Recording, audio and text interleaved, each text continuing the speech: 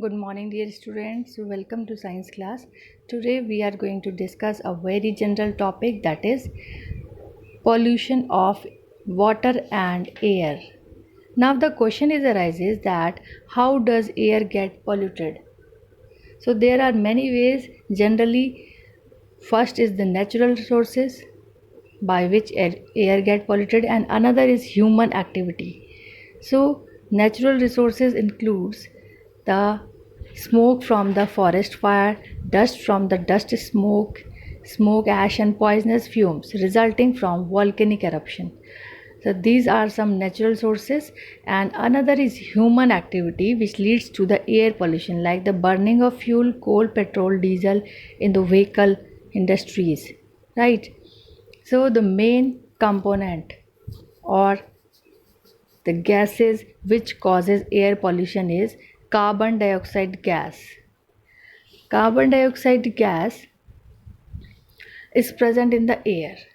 It is very essential for photosynthesis, but present in excess act as a pollutant. The carbon dioxide is produced by the burning of fuel, coal, petrol gases. It causes the greenhouse effect, right?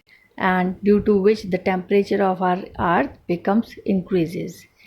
Greenhouse effect, in which the excessive quantity of carbon dioxide traps the sun's heat, and due to which the temperature of the earth increases. That is called greenhouse effect, and this can lead to global warming and causes melting of polar ice caps, etc., and they may also lead to flood. Another pollutant is carbon monoxide.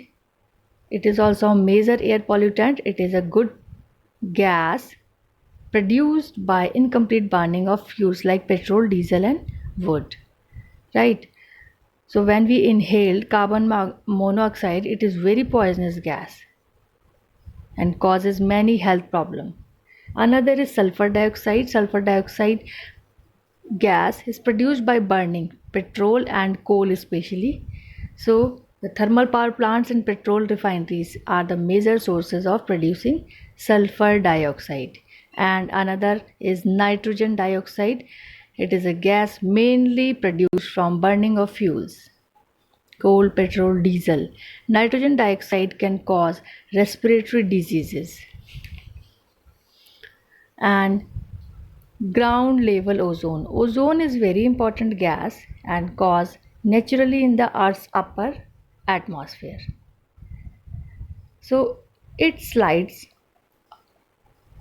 or shields our earth from the harmful ultraviolet rays of the sun, but at the ground level it acts as an air pollutant, right? The ozone, which is present at the top layer of our atmosphere, it protects us from the ultraviolet rays, but the ozone at the ground level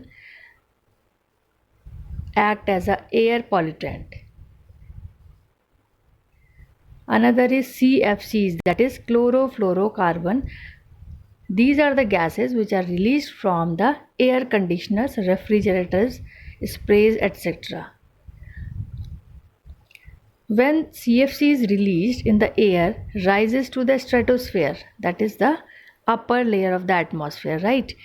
So they come in contact with other gases and damage the ozone layer.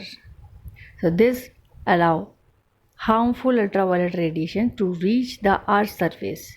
Means CFCs, the gases, chlorofluorocarbon, deplete our ozone layer, and this can lead to the, due to the depletion of ozone layer, the harmful ultraviolet rays reaches to the earth and may lead to skin cancer, diseases of eyes, and can even cause damages to plants.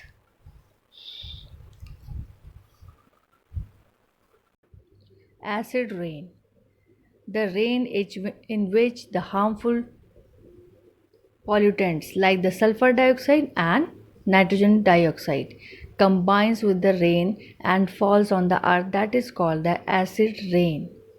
So Rain with acid dissolved in it is called the acid rain. There are many bad effects of acid rain, like the contamination of lakes, rivers, etc., and which may kill the fishes and the other creatures living in the water.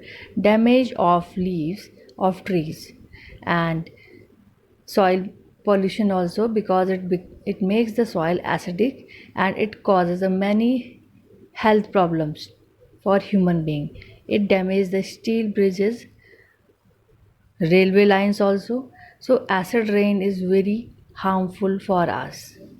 Now, how can we control the air pollution?